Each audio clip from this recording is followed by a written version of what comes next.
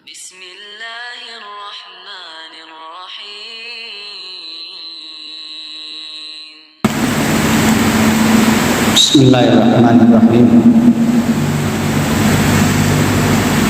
Assalamualaikum warahmatullahi wabarakatuh.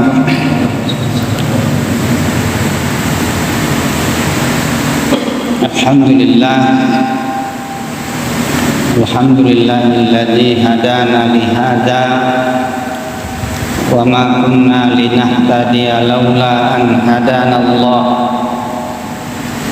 Asyhadu an la ilaha illallah wa asyhadu anna Muhammadan abduhu wa rasuluh. Allahumma shalli wa sallim ala Muhammadin wa ala alihi wa ashabihi ajmain. Ya ayyuhalladzina amanu taqullaha haqqa tuqatih wa la tamutunna illa wa antum muslimun. Ya ayyuhalladzina amanu taqullaha wa qulu qawlan sadida yuslih lakum a'malakum wa yaghfir lakum dzunubakum wa may yuti'illaha wa rasulahu faqad faza fawzan azima. Amma ba'du, fa inna asdaqal hadisi kitabullah wa khairul huda hudan nabiy sallallahu alaihi wasallam wa syarrul umuri muhdatsatuha wa kullu muhdatsatin bid'ah wa kullu bid'atin dalalah wa kullu dalalah finnar. Tsumma ma ba'du. Ayyuhal mu'minun rahimani wa rahimakumullah. Bersyukur kita kepada Allah Subhanahu wa taala atas segala nikmat yang Allah anugerahkan kepada kita. Di antara nikmat yang terbesar adalah nikmat iman Islam, nikmat di atas sunnah Nabi kita Muhammad sallallahu alaihi wasallam, dan nikmat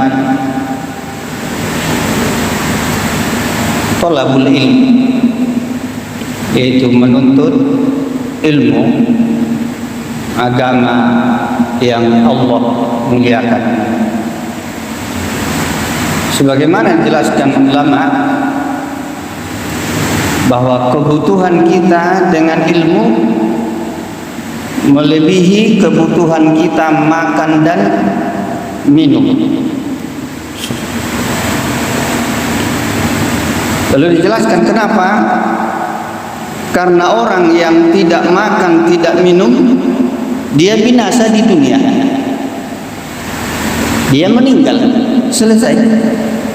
Tapi orang yang tidak punya ilmu, maka dia binasa dunia dan akhirat. Di dunia dia dolal, sesat. Di akhirat azab yang sangat pedih. Maka ulama menjelaskan kebutuhan kita dengan ilmu melebihi kebutuhan makan dan minum. Orang yang tidak makan, ya mati. Halaka fid dunia, dia binasa di dunia. Tapi orang yang tidak punya ilmu, halaka fid dunia wal akhirah, dia binasa dunia dan akhirat. Tidak ada manfaatnya dia di dunia ini. Maka Allah jelaskan, kal an'am, mereka seperti binatang ternak, balhum atau bahkan mereka lebih sesat dari binatang ternak. Berarti apa gunanya orang yang tidak punya ilmu itu? Balhum atau Allah yang jelaskan mereka itu lebih sesat dari Al-an'am itu binatang ternak. Karena binatang ternak dihalau lari dia. Tapi orang yang tidak punya ilmu dihalau melawan dia. Maka lebih sesat. Coba orang yang kalau binatang ternak itu dihalau, ya pergi dia. Nggak mau. Tapi kalau mau orang yang tidak punya ilmu dihalau, parang datang. Balhum aku jelaskan lebih sesat dari al-an'am. Nauzubillahi. Maka kita terus makanya jelaskan para ulama bahwa menuntut ilmu itu harus sengaja, jangan sambilan. Ya, sambilan atau sambilan. Ya. Sambilan ya sambilan. Maka dijadwalkan waktu untuk kita tolabul ilmu, duduk di majelis ilmu. Maka Nabi kita menjelaskan di Al-Quran, Nabi berdoa, Rabbi jidini ilma. Allah tidak mengajarkan kepada nabinya untuk berdoa, Rabbi jidini mala, ya Allah tambahkan harta. Tapi yang Allah perintahkan kepada nabinya adalah Rabbi jidini ilmi. Katakan Muhammad, ya Rabbku tambahkan ilmu. Maka orang yang diberi ilmu di dunia, ilmu agama ini, dia bahagia, dia tenang dunia dan akhirat. Ya, semoga Allah istiqomahkan kita dalam menuntut ilmu. Kita sudah jelaskan kemarin, tidak dapat ilmunya saja duduk di majelis ilmu, tidak ada ruginya. Maka Nabi kita menjelaskan, wahum qaumun la yashki, ya, majalis salah. Mereka lah kaum yang tidak ada ruginya duduk di majlis. Ada yang ngantuk, ada yang apa, ya udah duduk aja di situ, tidak ada ruginya. La yashki, tidak menderita, tidak sengsara, tidak rugi. Dia duduk aja, apalagi dicatat, diingat, diamalkan, lebih lagi dari. Kita lanjutkan kajian kita, masih hadis yang ketiga, yaitu hakikat kebaikan dan dosa. Maka Nabi kita menjelaskan, albirru husnul khuluq. Ya, kebaikan itu adalah baiknya akhlak. Akhlak. Sebagaimana sudah kita jelaskan kemarin, bahwa dalil-dalil yang menjelaskan bagaimana keutamaan akhlak. Maka tidak ada yang paling berat dalam timbangan kecuali min khuluqil hasan, dari akhlak yang baik. Yang paling berat timbangan. Maka Nabi kita menjelaskan, seseorang bisa mencapai derajat, seseorang yang akhlaknya baik bisa mencapai derajat orang yang puasa, orang yang sholat malam. Dia tidur aja, malam dia tidur, tidak sholat malam, tapi dia bisa mencapai derajat orang yang sholat malam. Padahal sholat malam itu fatahajjat bihi nafilan asa ayyabasaka rabbuka maqaman mahmud. Tempat yang terpuji. Lalu orang yang akhlaknya baik, dia tidak sholat malam, tapi akhlaknya baik, dia dapat maqaman mahmud. Orang yang puasa, mungkin puasa Daud, puasa Senin Kamis, puasa 3 hari sebulan, atau puasa Yaumul Bid. Ada orang yang tidak puasa, hanya mengerjakan yang wajib, tapi akhlaknya baik. Dia bisa mendapat derajat orang yang puasa. Maka sangat penting kita perbaiki akhlak. Maka salah satunya kumpulan hadis-hadis tentang akhlak. Bagaimana akhlak kita nanti, bagaimana akhlak di majelis, bagaimana semua dan dijelaskan dalam ajaran agama kita yang sempurna ini. Kita saja yang belum mempelajarinya, belum tahu dari akhlak yang diajarkan oleh Nabi kita Muhammad sallallahu alaihi wasallam. Sampai Nabi kita bersabda, aqrabukum minni majalisan yaumal qiyamah asaninukum akhlaqa. Orang yang paling dekat kedudukannya denganku pada hari kiamat adalah orang yang paling baik akhlaknya.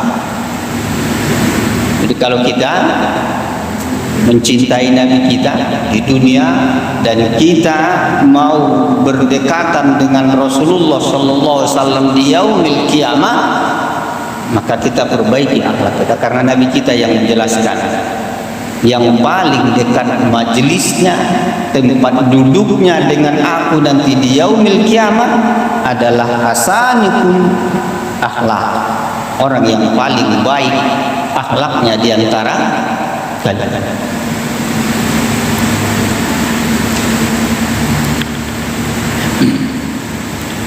Ustaz Firanda Hafizahullah menjelaskan hadis-hadis di atas sudah lebih dari cukup untuk membuktikan keagungan kedudukan akhlak yang mulia di sisi Allah Subhanahu wa taala. Jadi ini sudah cukup. Betapa banyaknya hadis-hadis yang menjelaskan tentang keutamaan dari akhlak yang baik. Al-bir itu adalah akhlak yang baik. Tentunya sudah lebih dari cukup untuk memotivasi setiap muslim untuk berusaha memperindah akhlaknya semaksimal mungkin. Nah, kita dituntut untuk terus belajar. Sudah kita pelajari, kita amalkan bagaimana akhlak dalam agama kita. Janganlah kita menyangka bahwa amalan itu hanyalah sholat, puasa, zakat, dan amal ibadah murni lainnya. Ingatlah selalu bahwa akhlak yang mulia juga merupakan ibadah yang sangat spesial dan sangat mulia di sisi Allah dan Rasulullah sallallahu alaihi wasallam.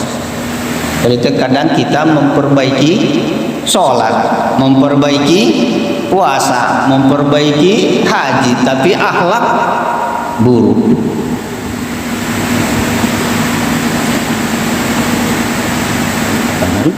Jadi harus keseluruhan kita perbaiki sholat kita, kita perbaiki puasa kita, kita perbaiki sedekah kita, kita perbaiki haji kita, kita perbaiki akhlak kita.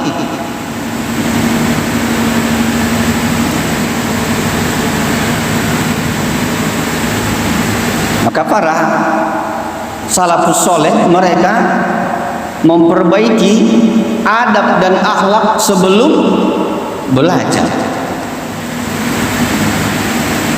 karena sangat erat hubungannya antara adab dan akhlak itu dengan keberkahan ilmu yang dia cari itu. Ada yang 30 tahun belajar dengan akhlak, cuma 2 tahun belajar dengan ilmu.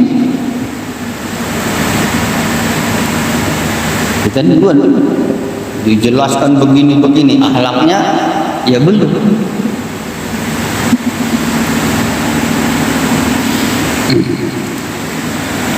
Jadi karena agama kita adalah agama yang kapah menyeluruh, tidak bisa dipisahkan antara sholat dengan akhlak. Sholat dan itu sudah satu kesatuan. Kalau kita mau baik sholatnya, baikin akhlaknya. Kalau mau baik puasanya, baikin akhlaknya. Semua berkaitan dengan satu sama lain.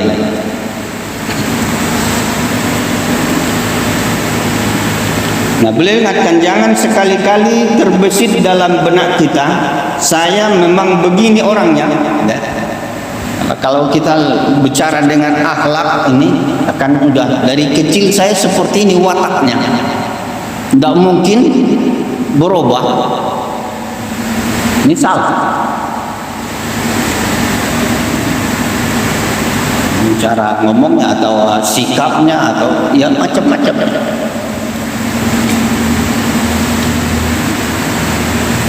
Tabiat dan watak saya memang seperti ini. Bagaimana mau diubah?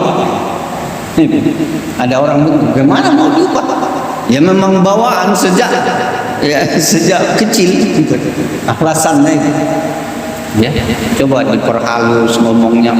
Ini bawaan dari dulu, tidak bisa dirubah. Maka beliau ingatkan kita, saudaraku, seandainya perangai tidak bisa diubah, watak buruk tidak bisa diperindah, lalu untuk apa Allah dan Rasulullah SAW memotivasi kita untuk berakhlak mulia? Jadi yang tak bisa itu apanya? Kemauannya yang tak bisa. Kalau dia mau pasti bisa, karena Allah yang menjelaskan. Perbaiki akhlakmu berarti bisa dirubah.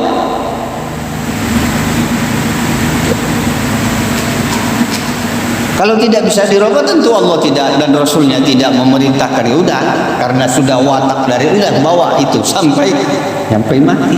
Tapi tidak aksa. Coba kita pelajari para sahabat Nabi kita Muhammad sebelum mereka Islam, bagaimana wataknya. Umar bin Khattab sebelum Islam, coba wataknya bagaimana. Orang yang paling keras, tegas, keras. Masuk Islam lembut, bisa berubah. Perlu dibaca biografi para sahabat Nabi kita Muhammad sebelum Islam.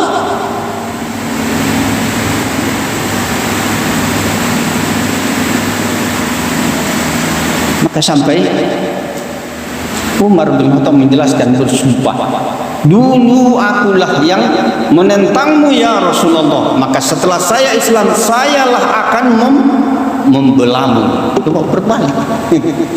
Akhlaknya yang dulu menentang, sekarang membela Nabi kita Muhammad SAW. Berarti berubah karena diikuti ajaran agama Islam. Ini tidak bisa kita klaim udah ya wataknya udah seperti ini dari kecil, dari bawaan lahir.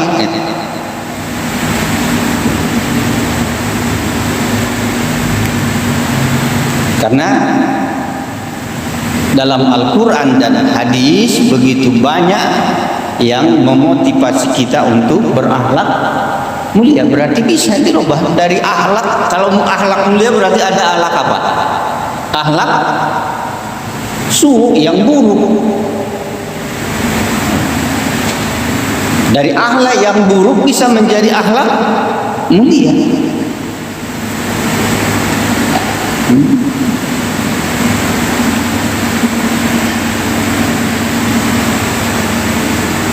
Maka salah satu tugas Nabi kita adalah masolihul akhlak, memperbaiki akhlak. Jadi akhlak jahiliyah itu ada yang memang baik, tapi ada yang buruk. Maka salah satu watak yang baik bangsa Arab adalah memuliakan tamu. Masa jahiliyah juga mereka sangat memuliakan tamu. mulai dari zaman Nabi Ibrahim alaihissalam. Padahal mereka masih musyrik. Tapi dalam hal akhlak memuliakan tamu,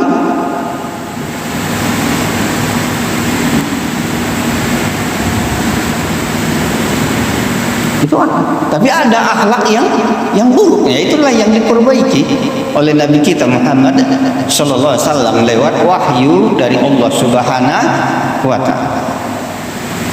Nabi kita sallallahu alaihi wasallam bersabda, "Ana ja'imun baitin fi a'lal jannah liman hassana khuluquhu." Aku menjamin sebuah istana bagian atas di surga bagi orang yang memperindah akhlak, bagi orang yang memperbagus akhlak. Yang paling tinggi akhlak.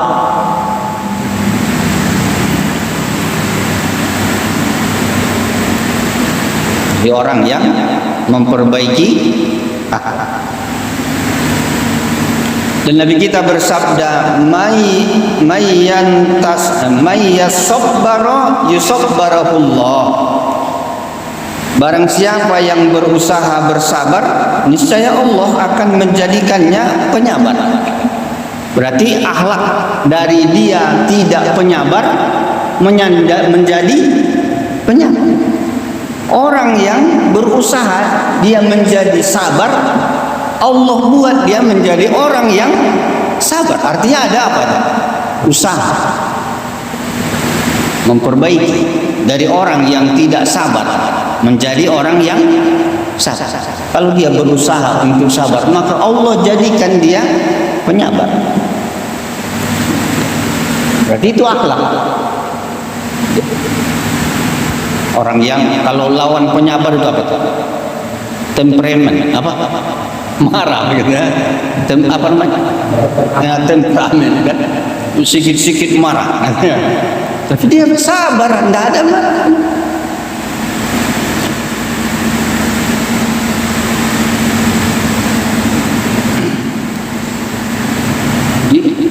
Ya ditahan.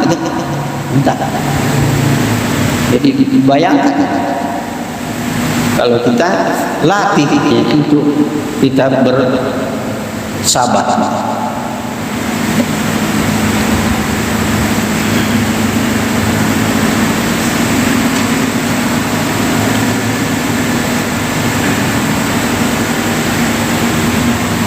Ibnu Qayyim rahimahullah mengomentari kisah Al-Asyad dengan mengatakan wa fihi dalil ala annal khuluqa qad yahsilu bi takhalluqu wa takallub. Dalam hadis ini terdapat petunjuk bahwasanya akhlak bisa diperoleh dengan usaha dan kesungguhan. Jadi ada usaha, ada kesungguhan. Pasti Allah kasih jalannya itu. Kita menjadi penyabar, kita menjadi orang yang lemah lembut. Maka salah satu dijelaskan ciri kenabian di kitab Taurat adalah tidak membalas keburukan dengan keburukan. Bahkan dijelaskan membalas keburukan dengan kebaikan. Coba akhlak. Ini itulah akhlak Nabi kita sallallahu alaihi wasallam. Di Taurat sudah dijelaskan. Seperti itulah Nabi yang akan datang. Tidak membalas keburukan dengan keburukan, bahkan membalas keburukan dengan kebaikan.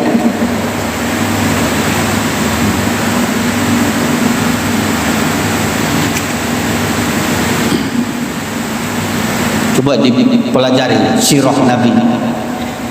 Pada saat di awal-awal ya Islam, Nabi sholat, disuruh orang Quraisy di semacam sayembara, siapa yang berani meletakkan kotoran unta, cari nanti tukang potong unta, ambil isi perutnya, letakkan di pundak Rasulullah pada saat sholat.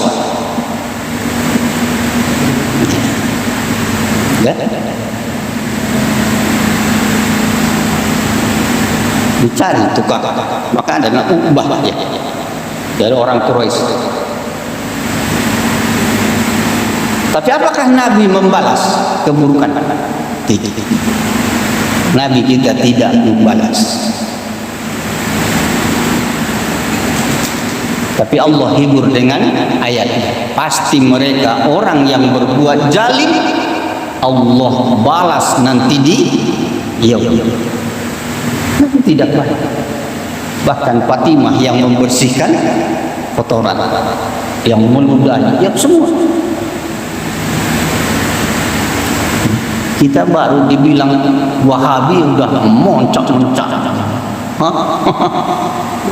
Jenggot macam apa? Subhanallah. Apa yang mau kita balas itu biar aja orang ngomong apa. Ke masjid terus sok alim lah. Ya sudah biar aja. Karena orang ke masjid terus pun dibilang sok alim.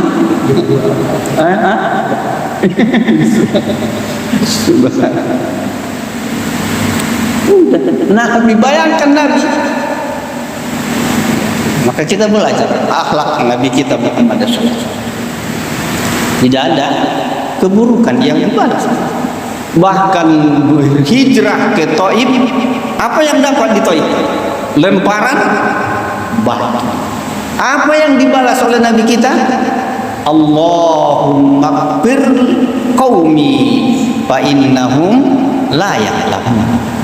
Ya Allah, ampuni kaumku karena mereka tidak mengetahui.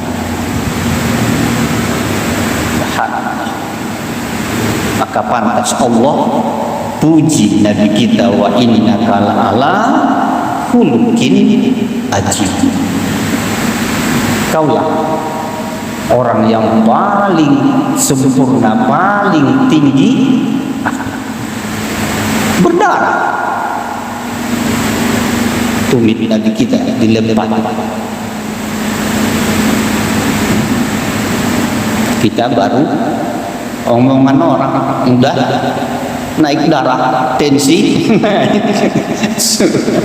Ngapain kita naik tensi? Ya biar aja. Jadi kesimpulannya adalah akhlak itu bisa dirubah dengan usaha dan sungguh-sungguh ada ya. Kalau tidak bisa dirubah, tentu Allah tidak membuat acara untuk menuju ke situ yang lebih baik. Tapi Allah memotivasi kita untuk baik.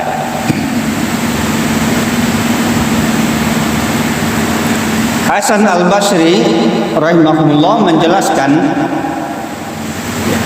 hakikat dari akhlak itu adalah hakikatul husnul khuluq al-baslu ma'ruf wa kafal aja wa tolak fatul wajah.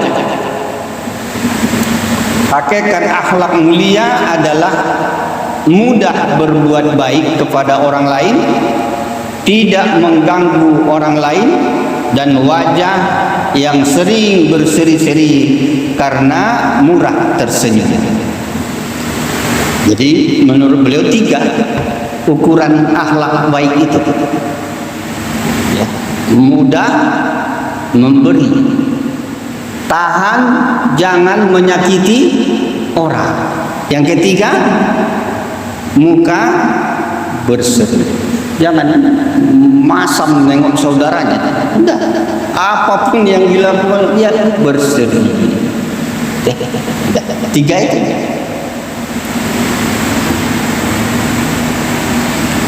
Jadi mudah memberi apa saja yang bisa kita beri. Ada memberi nasihat, mudah memberi nasihat.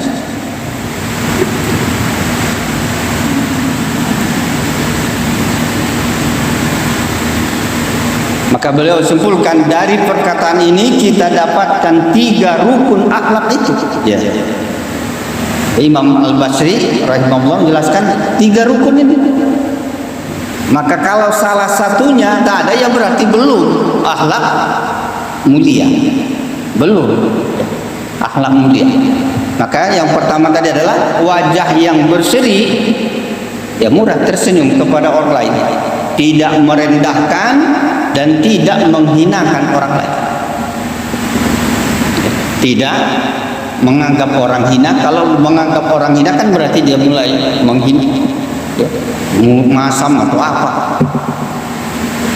Tidak menghinakan, tidak merendahkan. Nah, kita jaga itu, jangan sampai menghinakan orang, jangan sampai menghinakan merendahkan orang lain. Karena kita sama hakikat. Tidak ada. Inna akramakum indallah atqakum. Sesungguhnya yang paling mulia di antara kalian adalah yang paling takwa. Maka yang bisa merendahkan diri, kita rendahkan orang lain, maka kita jaga. Jangan sampai menghinakan orang, jangan sampai merendahkan orang. Mungkin kalau yang datang ke rumah yang udah pergi. Tapi kalau yang kaya datang, sambutannya baik. Coba bayangkan, apa bedanya? Tapi kita lihat berbeda kan sambutannya. Kalau ada orang kedatang ke undangan naik sepeda, ada yang naik mobil, berbeda sambutannya. Ya, mungkin amplopnya isinya beda. Itu menghina. Ada sama. Jadi jangan sampai menghinakan dan jangan sampai merendahkan orang. Itu yang pertama, akhlak itu. Sama, mau dia kaya, mau dia pejabat, mau dia apa, ya sama. Kan di masjid sudah dibuat aturannya, saf depan, siapa yang duluan di depan. Kan tak boleh dibuat khusus ini, orangnya belum ada, tapi karena nanti mau sholat pejabat ini di sini udah dikosongkan ini orang yang datang. Mana ada? Atqakum, ini masjid. Kalau di kantornya ya udah ada ruangannya, ya silakan.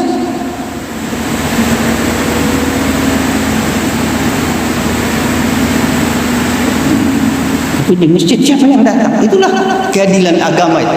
Siapa yang datang duluan dia. Maka kalau anak-anak kecil yang duluan datang, dia duduk di depan ada sama bapaknya, jangan diusir. Ini kadang masih banyak masjid yang berlaku, udah nanti safnya tak sempurna, berjarak dengan yang belum dewasa. Dari mana? Sahabat dulu Ibnu Abbas berapa tahun? 7 tahun atau 8 tahun? Yang sering di saf depan, gulam, masih panggilannya gulam. Ya anak-anak.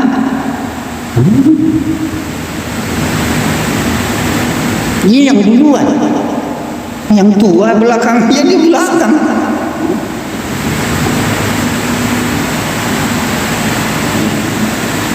Terus aturan gitu. Jadi jangan sampai dia diganggu karena dia anak-anak dipindahin ke belakang, nanti putus saf. Dari mana putus saf? Berarti Nabi tak tahu dulu putus safnya itu ada di situ. Ibnu Abbas. Yang kedua adalah ringan tangan untuk membantu orang lain yang bisa kita. Yang ketiga adalah tidak mengganggu orang lain. Coba ini yang banyak juga, jangan mengganggu orang hatta sampai waktu kita sholat, sama-sama sholat, jangan saling mengganggu. Maka Nabi menjelaskan la tazahar, jangan saling menjahirkan antara kalian sama-sama sholat, tapi jangan saling menjahirkan, karena saling menjahirkan mengganggu antara sesama. Lalu bagaimana suara mik orang masuk ke masjid kita? Ya urusan orang itu. Ya, karena mengganggu orang. Jangan. Saya di mana-mana kajian kita, kalau kita minta jangan mic-nya keluar, mengganggu. Kadang-kadang orang mau istirahat, ya. Tapi ada yang mestinya belum siap. Apalagi di lingkungan yang bukan seluruhnya umat Islam. Coba jam 4 sudah ngaji, sebelahnya orang bukan orang Islam semua. Dari hati mereka itulah kita tidak sadar, saudara-saudara kita di ujung timur sana dikucilkan oleh umat lain. Kenapa? Ya kita juga di sini berbuat seperti itu, semena-mena. Ya maka di sana juga mereka berbuat. Allah adil. Jangan kita menganggap tidak ada, kalian kan tidak protes mereka. Iya di sini karena kebanyakan kita, mereka sedikit, tapi mereka di ujung timur sana azan pun tidak boleh keluar.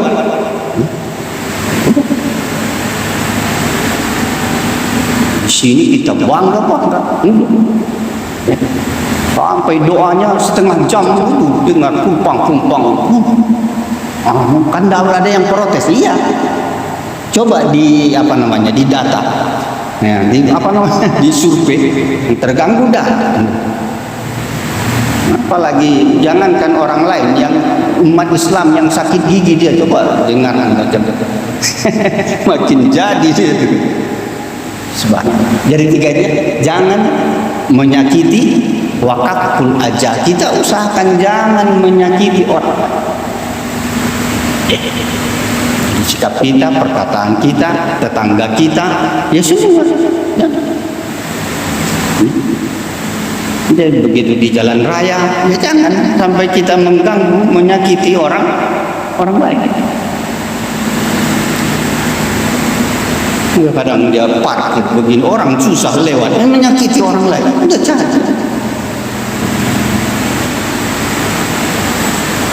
Allahu a'lam bishawab. Semoga Allah beri hidayah kepada kita untuk menjadi orang yang husnul khuluq, dan kita majelisnya dekat dengan Nabi kita Muhammad sallallahu alaihi wasallam di yaumil qiyamah. Subhanakallahumma wa bihamdika asyhadu an la ilaha illa anta astaghfiruka wa atubu ilaik. Assalamualaikum warahmatullahi wabarakatuh.